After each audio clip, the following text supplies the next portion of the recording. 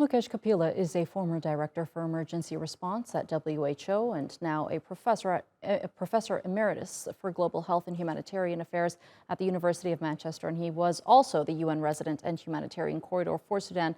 He joins us live now from Geneva. Thank you so much, Professor, for being with us on the program today. Now, the suspension of the talks is only going to make things worse in terms of fighting and, more importantly, exacerbate the dire humanitarian situation across the country.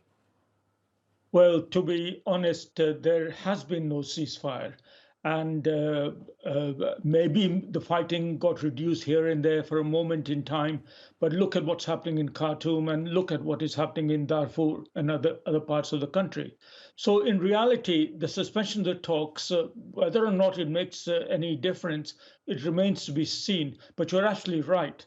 The humanitarian situation has got dire as the weeks have passed.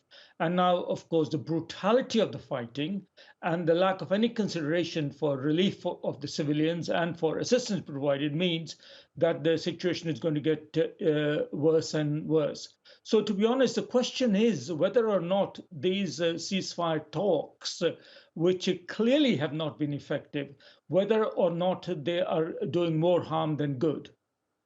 I read a report the other day about newborn children in hospitals across Sudan. About 50 of them in one particular hospital have died from malnutrition. Give us some insight into what the people of Sudan need at this very moment. Well, what I hear from colleagues and friends, and I have many inside Sudan, is that they are hanging on with their fingernails. And the story you mentioned is heartbreaking. Local people are doing what they can. In fact, there is an enormous bravery being displayed by civil society groups and local doctors, engineers, and many professional and local communities. However, they cannot make up for the fact that all the population of Sudan is now vulnerable, and the pockets of hospitals, schools, kindergartens, they are coming to the end of their coping capability. There are no medicine supplies, there is little food, there is no water, and the heartbreaking stories you mentioned, we're going to get more and more of that to come.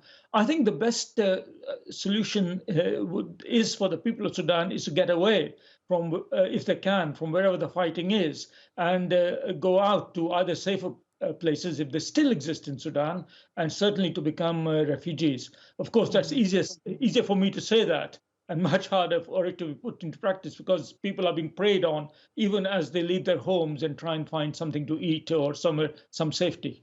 Right, it is easier said than done. Professor, thank you so much for joining us here on TRT World.